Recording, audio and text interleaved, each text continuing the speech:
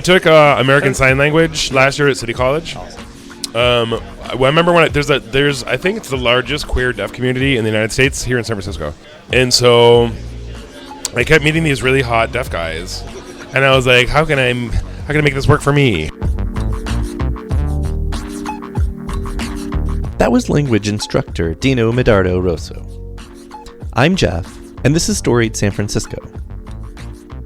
Every week on this podcast, you'll hear from teachers, artists, doctors, and other San Franciscans, telling stories, sharing personal histories, and trying to get to the heart of what makes this city so special.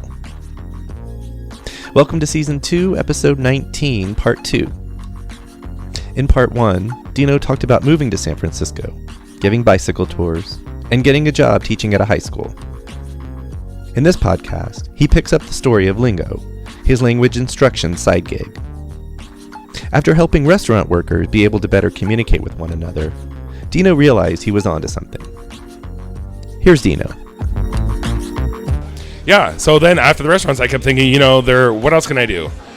I mean, I'm working 7 days a week, 10 to 12 hour days, and I'm like, this isn't enough. Maybe I should have a baby, I don't know. I need something to do. So I thought I was actually going to go. Last summer, I went up to Guerneville and slept by the river for a week, and it was really glorious. And I grabbed a pamphlet about the wineries, and I was like, who else is out in the fields? It ain't white people, because they're very delicate. So if you're talking about people picking grapes, and it's brown people. And so my goal, I was going to originally approach some wineries and be like, oh, I'll get a bike and ride my fat ass around from winery to winery, just drink a little bit and teach a little bit and have a good summer. It'd be great. And then the flood happened a couple weeks ago. So, that kind of, I was like, that doesn't look like it's going to pan out. But so I've been thinking of other organizations with whom I can partner. And one that's been in the works for a year and a half is the fire department.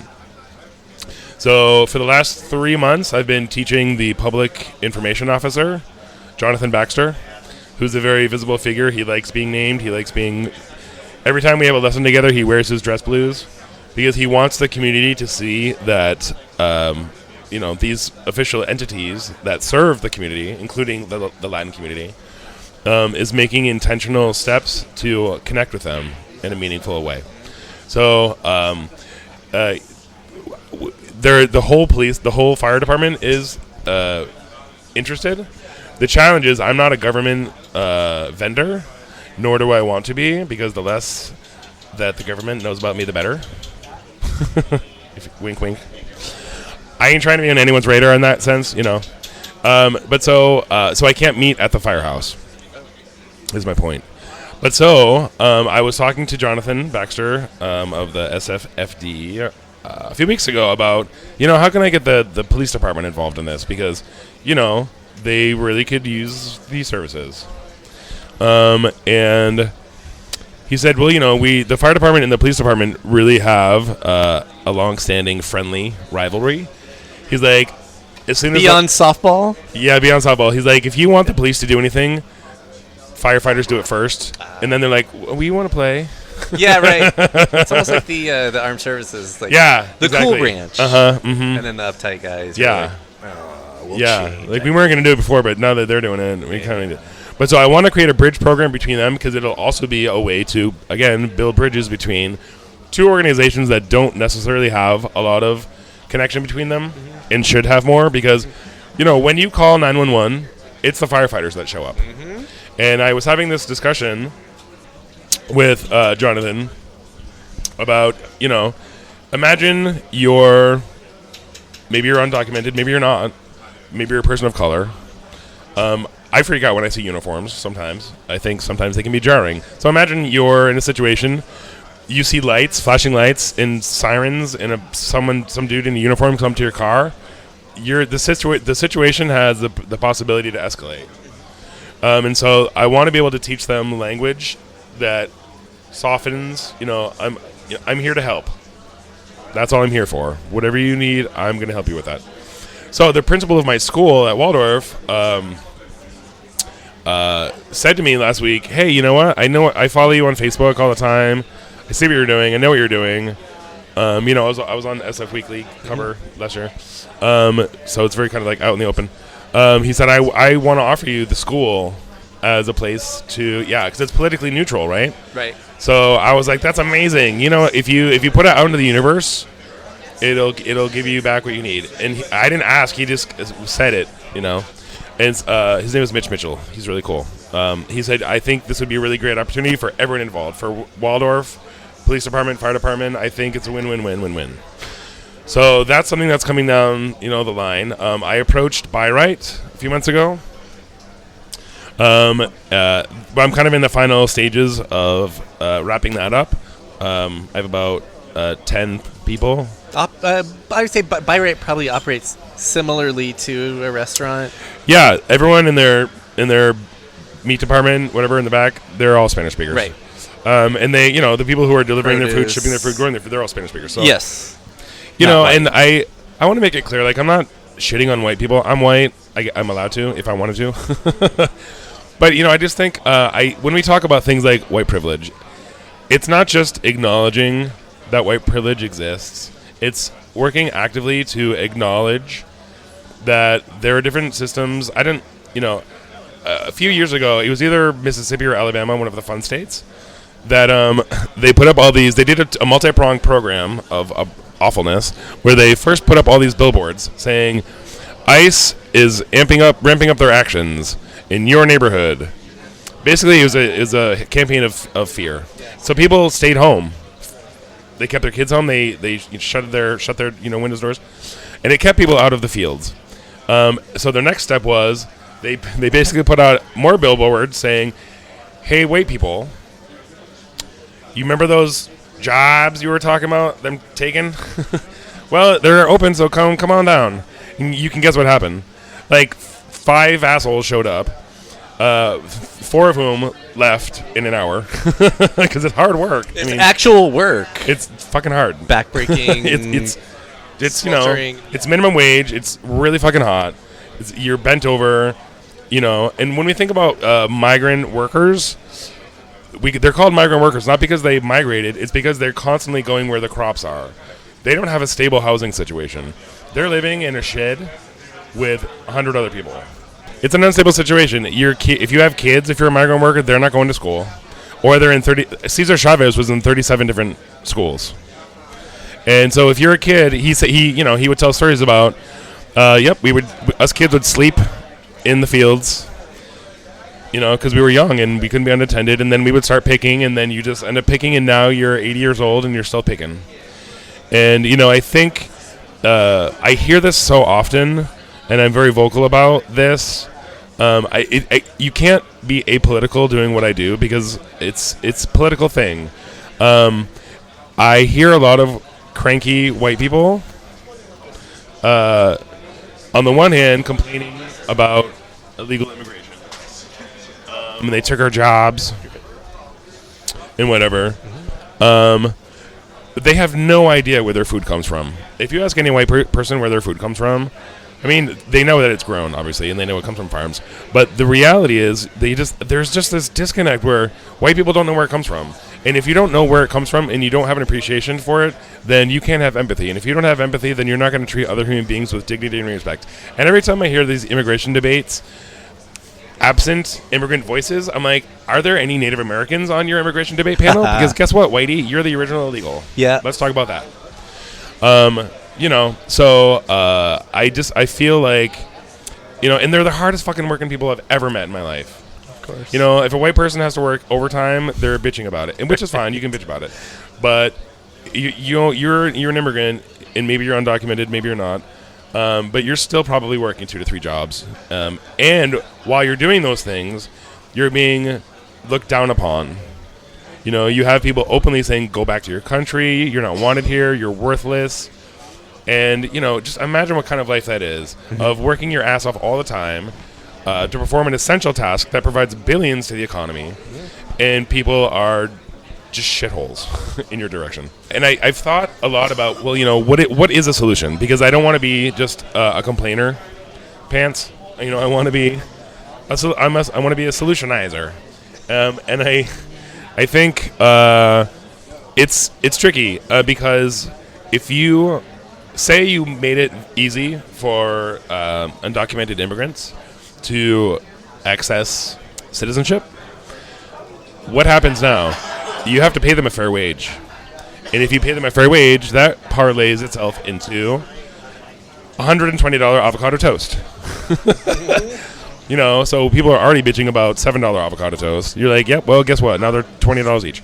And that's just facts. I'm not an economist, but I'm pretty sure that those costs have to be offset because we live in a capitalist society. The farmers want to make money, and they should. They it's their business. But if you're going to pay your workers a fair wage, and they should, then the American consumer has to just, put up or shut up, frankly. We had something called the Bracero program here. It was something that the U.S. government did to address the lack of workforce during World War II. So we brought in a bunch of Mexicans, and we're like, go at it, have fun. And they did, they worked, and some of them created families here, made lives for themselves. And then the government was like, all right, jerks, get out. And I have a lot to say about this. It's just, I feel like, I teach Latin American studies too. So I'm very well aware. I have an adopted brother from El Salvador. I was at a party last night with someone from El Salvador who started crying, telling me that when he was a kid, he would see, headless bodies on the side of the road going to school. And when he came here, he was like, where's all the dead bodies?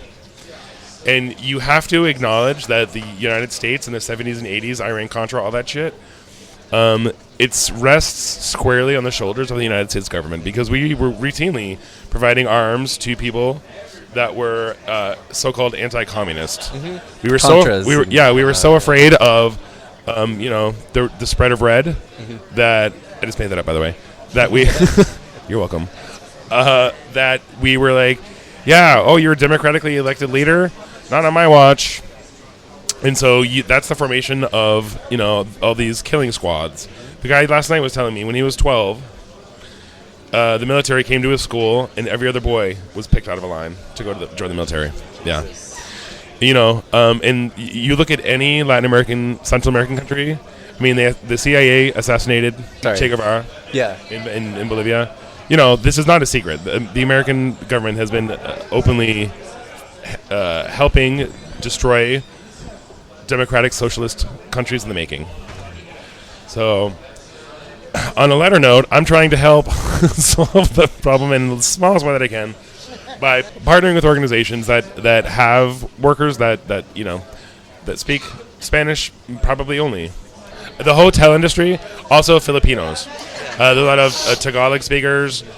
I was excited a few weeks ago when Muni, they finally, they have the announcements in Chinese, Spanish, English. I've heard Tagalog. Now it's in Tagalog. Oh yeah, I've heard it. Yeah, because it always sounds like my friend's grandma. Yeah, like they recorded her over anyway, like at the party. It's recognizable. Yeah, just like a shitty Walkman recording. yeah. You're like, who did you get to do that on your? It's really low quality on your Sony. But I'm like, it's nice to hear. But it's nice to hear. And I was on the train. I was like, yay. So yeah, I think if there's any Tagalog speakers or people listening that want to help and are teachers or whatever, avail yourselves of me. I would love to explore that. I've studied 16 languages. I don't speak them all fluently. Some of them I don't really even speak at all. But I think when you study a language intentionally for a year, it gives you an insight into the people who speak it. And that's what, when you're learning a language, you're not just learning words. Words are connected to the people that speak them. And so you have to really understand their traditions and cultures. And, so I've been studying Arabic for 20 years. My tattoo is in Arabic. This is my name in Arabic, Abu Risha. It was given to me by the guys from Lebanon at my corner store. They have my SF Weekly cover posted next to the cash register. And it's like they're my family. I've been, they know the amount of wine that I buy. So, we're tight. So when I say that I've studied a language, it doesn't mean that I speak it. It just means that I know it on some level. Having said that, I would feel comfortable having a conversation in Romanian, Arabic, and I can read Catalan. I don't speak it because I have lived in Barcelona. I speak Portuguese, both continental and Brazilian. I teach Mexican Spanish as well as Argentinian Spanish and Spain Spanish. They're 3 different types. But I teach French.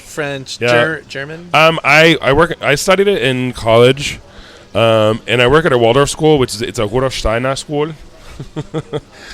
A lot of the parents are German. The kids speak German. They gossip in German. I don't speak German.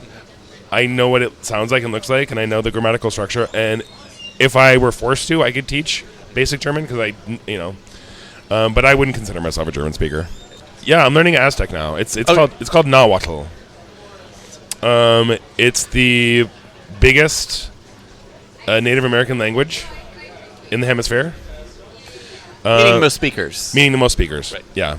So it's interesting because I've mentioned this to people before. Like, hey, I'm learning Aztec, and they're like, "Aren't they dead?" I'm like, "Nope." We tried our hardest, but they, So, and the reason why I'm learning Nahuatl is because I had this experience where I was doing a conflict mediation in a restaurant between the people in the back and the people in the front. Here in San Francisco. It was here in San Francisco. I'm not going to name the name, but so, and this is the sort of conflicts they have usually are cultural on some level. They're not necessarily language. But so I sat down and I had my brown ones on this side and my white ones on this side, and I started talking to the kitchen guys. I was like, so tell me what's up. What's the problem? And they were like, oh, blah, blah, blah, blah, blah. And I was like, I was like, what? And they were like, blah, blah, blah, blah. I was like, oh, shit. I don't speak that. And so I turned to the white people and I was like, I don't know what they're saying. And they were like, well, what do we hire you for? I was like, you didn't know that they spoke Mayan. So what are you yelling at me for? I was like, do you even know where they're from? But so, yeah, it's fascinating. So a lot of kitchen workers only speak either Mayan or Aztec, Nahuatl. And the reason why is because when Europeans came to Central America, a lot of the natives had the common sense to GTFO, right? Because I don't know if you knew this, but in Aztec legend, they had a legend that a blonde, white-skinned, metal-clad, horse-mounted person was going to show up in the 1500s, and sure enough, he did.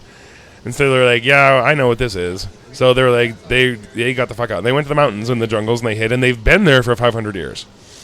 So they never learned Spanish. And so when they're coming down off the mountain or whatever, looking for work, they, instead of going to Mexico City, they'll come to, name anywhere in California, Texas, Arizona, and New Mexico, because they have a cousin there or something. And so the situation is that, because they're all cousins from the same village, typically in a restaurant, especially the smaller ones, they don't need to learn Spanish. So they're like a microcosm of a microcosm. So when we think of like the Spanish-English language divide, it gets even, within that, you have, in their household, they're just speaking Mayan all day. They don't.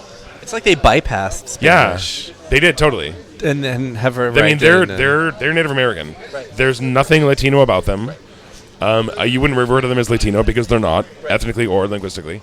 And so, yeah, they're not watching Telemundo. Right. I don't know what they're doing because I have never followed one home. I would be honored to be able to have a glimpse into that life. But it's very, it's. I think as a white person, even though I have access to pretty much anything, there are still some things that I will never have access to, and that's okay. Right. But I always wondered, like, what would it be like to be like a fly on the wall of a Mayan household in San Francisco? It's a privilege that I I don't think I'll ever have, and that's okay. I have enough privilege.